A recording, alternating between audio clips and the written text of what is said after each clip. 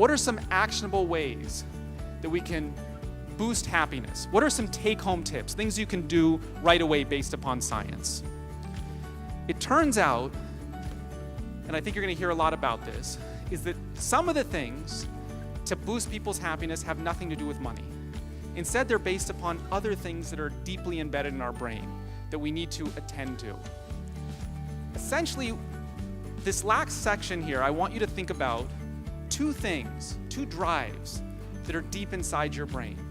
And they've been there ever since you were a little kid. These are the two most powerful drives in the human brain, and they're very much related to our happiness. The first drive comes out of a group of studies where they looked at 20,000 employees and they followed them for 2 years. And they found there was one thing that really helped their employees feel better, feel happy, more productive. And that was giving their employees a sense of autonomy, independence, not somebody telling them what to do at every second. Think about when you were a kid.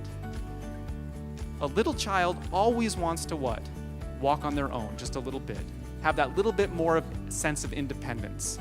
This is deeply rooted in our brain, in our happiness. We don't want to be told what to do at every second.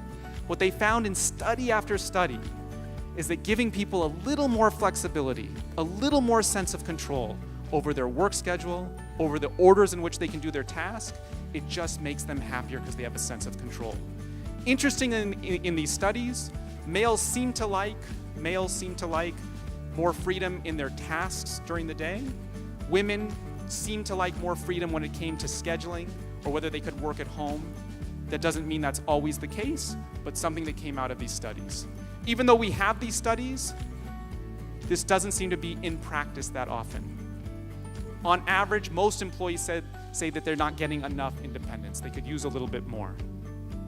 Easy ways to give people a sense of control and a sense of independence. These are things that the science is showing us. One is just looking at the office and the office design and their environment. It turns out, this is a very interesting study. They looked at 2,000 workers and they gave them 3 choices of what they could work in, their environment. One was called an enriched environment. It was really nice. The office looked really nice, but it wasn't designed by the employer. The employee had no say in it. The second choice was empowered. This was the employees had a say in what their office looked like. And the third was disempowered. You had no choice. This is where you're working, and it's designed for you, and it's very sterile. What they found was, interestingly, the enriched, nice environment increased productivity by 17%.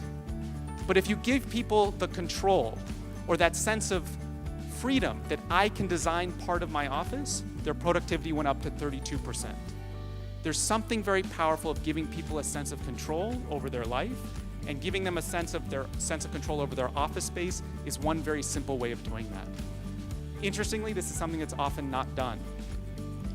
We also have studies that show that natural light, greenery, plants help people feel better at the office, help people be more productive,